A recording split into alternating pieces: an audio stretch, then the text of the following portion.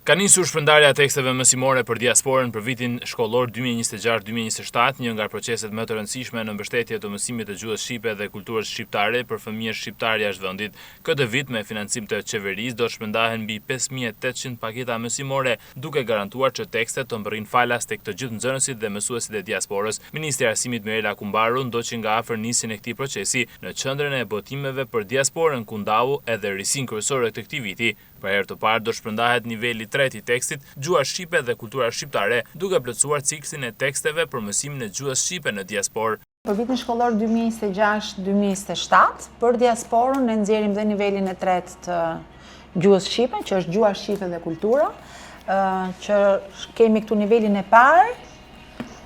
që ka qarkulluar tashmë dhe shpërndarë në vit për 3 vitesh. Kemi nivelin e dytë, që është gjuha shqipe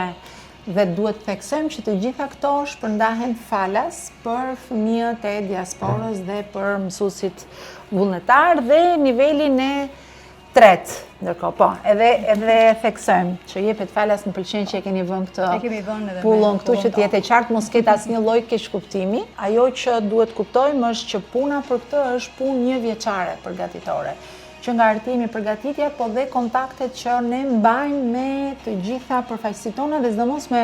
mësuesët në diasporë, me shoqatat, me klasat e gjuhës shqipe, të cilat janë ata në fakt që formulojnë kërkesat edhe nevojat, të cilat fakti që neve shkojmë ke niveli 3 do thotë që ka një kërkesë në rritje. Ministri i Arsimit bëhet i ditur gjithashtu se qeveria shqiptare do zgjerojë mbështetjen financiare për mësuesit e gjuhës shqipe në diasporë, duke rritur numrin e tyre edhe përtej Greqisë.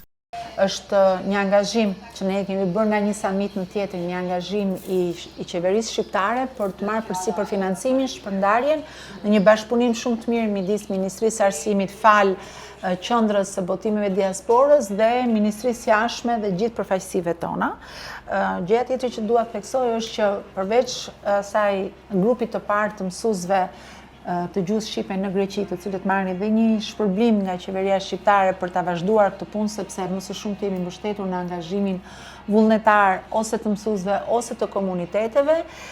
Kemi një vullnet edhe nga Ministria e Jashtme dhe nga Ministria e Arsimit, pra nga qeveria shqiptare, për të arritur numrin e mësuesve edhe në Greqi, por për të shtuar dhe një kategori të këtyre mësuesve në Itali, kështu që po punojmë për përgatitjen e buxhetit. Sipas ministres Kumbaru, një tjetër objektiv është dhe forcimi institucional i mbështetjes për gjuhën shqipe në diasporë përmes transformimit të qendrës së botimeve për diasporën në agjenci të dedikuar për certifikimin e shqipes si gjuhë e dytë. Për vitin shkollor 2026-2027 do shpërndaren 5800 paketa mësimore, rreth 17000 tekste. Rësia më e rëndësishme e këtij viti është përfshirja për herë të parë nivelit të tekstit Gjuha shqipe dhe kultura shqiptare.